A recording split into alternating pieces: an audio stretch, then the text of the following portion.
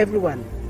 I am Jeffery Katusele, and I am one of the media officers who served under the leadership of His Grace Emeritus Archbishop Francesco Panfilo, SDB, from 2016 to 2020. As we all know, His Grace has begun his journey in Alotau Diocese on September 8, 2001, when he was ordained as the Bishop of Alotau Diocese. Alotau Diocese has 160 named islands, and I believe that throughout his leadership, he has served the faithful there accordingly and has assisted them in many ways. In Alotau Diocese, His Grace is commonly, or should I say, was commonly known as the Island Bishop, because he traveled to almost all the islands in Alotau Diocese, visiting the faithful there. And a big and massive thanks to Sister Daisy and Lisania for the stories and photos of Alotau Diocese, wherever you are. I want to thank you for the contribution of His Grace pastoral activities or pastoral journey in Alotau Diocese.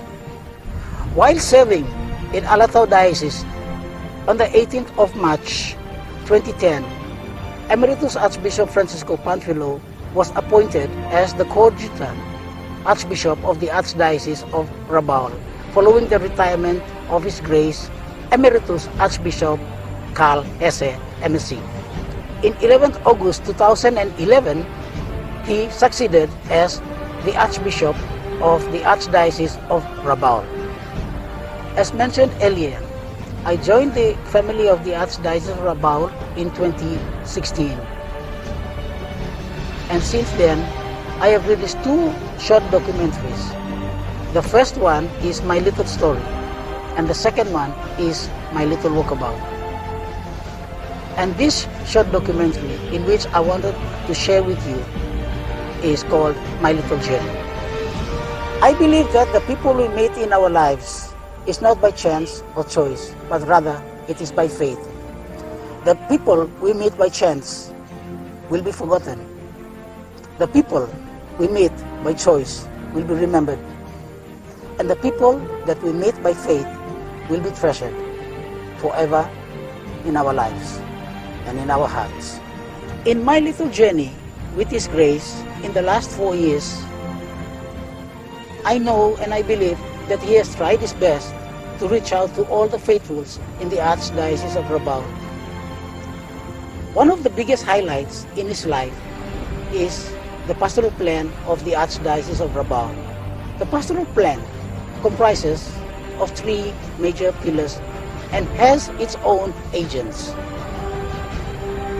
proclaiming the Word of God, celebrating the sacraments, and building the Christian community with charity.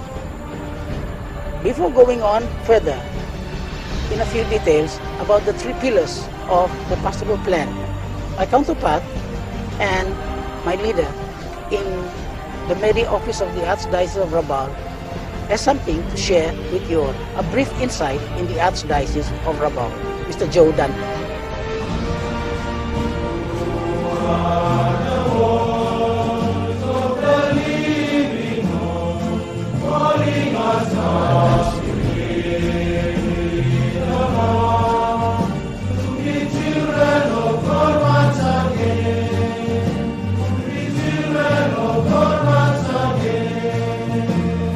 The Archdiocese of Rabaul.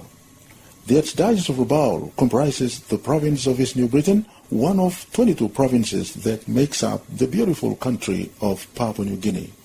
It comprises 3 different indigenous tribes: the Tolais, who occupy the northeastern part, while the Binings occupy the northwestern part, and the Pomios, who occupy the most southeastern part of the province. The province has an estimated population of about 300,000, of which over half is Catholic. The Archdiocese is divided into 3 deaneries: Rabaul, Kokopo, and Pomio, and a total of 36 parishes.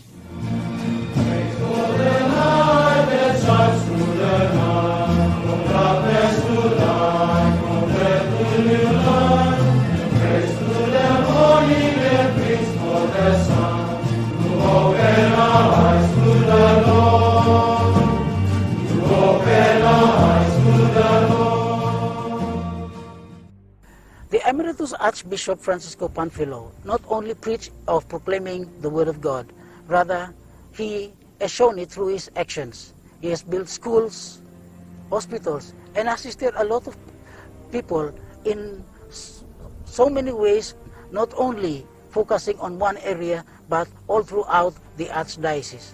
The Archdiocese of Rabaul is quite tough because of the geographical situation in the island.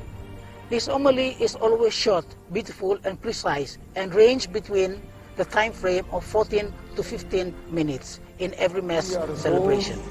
Who do what the Lord commands. Now I would like to ask you, do you want to be happy? It seems that you are not very convinced. I believe that all of you want to be happy. But in order to be happy, the Lord tells us to do what He commands. In celebrating the sacraments, the Archbishop not only celebrates the sacrament in rural areas, but he went right out into the remote areas, into the depths of the deepest jungle of New Britain, reaching out to his people, sharing the sacraments with the faithful. For example, Welu. Welu is located right in the depths of the highest mountains of New Britain. There are no roads for cars or planes. There are no schools, there are no health centers, no government officials in place. The Archbishop managed to go up there and visited the people. And when he visited them, he gave them, or he celebrated the sacrament of confirmation with the faithfuls there. And almost 80% of the whole village received the Holy Sacrament of confirmation, young and old people alike.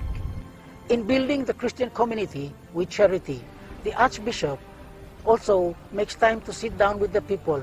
He not only celebrated the Holy Mass with them, but he met with the people outside. He goes right down to their villages and talk with them and share with them and encourage the people to be united and work and live together. His Grace Emeritus Archbishop Francesco Panfilo, throughout his leadership as the shepherd of the Archdiocese of Rabaul, has managed to visit all the parishes in the Archdiocese of Rabaul and even little Catholic communities. He has left his footprints in the hearts of the faithfuls in the Archdiocese of Rabaul.